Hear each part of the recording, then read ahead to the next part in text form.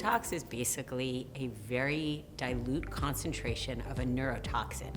And if you remember growing up that your mom said that the top of a can, if it was kind of popped up, you shouldn't eat it because there was botulinum in it.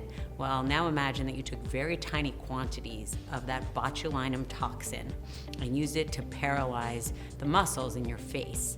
And it's very safe as opposed to eating the stuff in that can of botulinum toxin, because it's so diluted that you can actually use these tiny little quantities to paralyze muscles.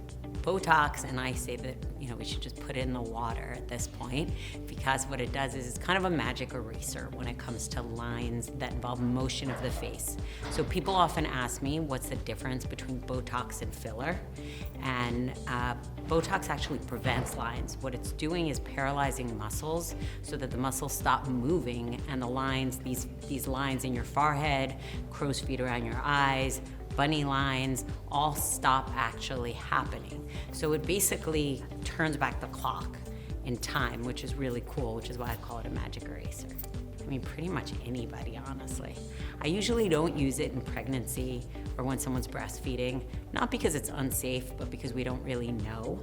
But short of that, I mean, there are a lot of people who start using Botox in their 20s, and honestly, what's amazing about it is that it's preventative.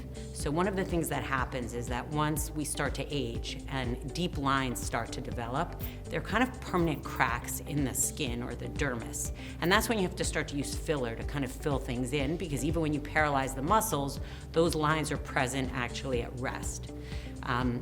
If we can prevent those lines from happening actually with Botox, then you actually may not even need the laser resurfacing and the filler and everything else, and it really kind of holds off the aging process. I mean, there's pretty much no recovery for Botox. It's one of these like lunchtime procedures. You can come in the office, get your Botox done, go back to work, go meet your friends for lunch. It's really, sometimes you can get some tiny little bumps. I always tell patients there's a risk of bruising, but I think that risk is pretty minimal. I usually tell my patients to take a little bit of arnica before, and I give them a little bit of ice just when they walk out of the office, but it's usually gone pretty quickly. You can go back to the gym that evening. I generally tell patients, just because this is recommended by the manufacturer, that they shouldn't bend over for 6 hours, but after that, they're clear to do whatever they want. So patients often wonder if Botox is addictive.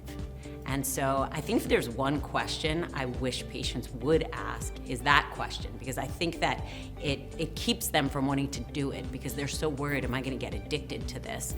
And I think it's only addictive in the sense that it's gonna work, you're gonna like the results, and then you're gonna wanna come back when it wears off. So I think some of the other questions are, how long does it last? I usually tell patients it lasts anywhere between 3 to 6 months. Some people are like in the door the second their Botox starts to wear off. It's like, oh my God, I see a wrinkle. And then some people kind of wait until they really look in the mirror and they're like, oh, I'm starting to look old and tired again.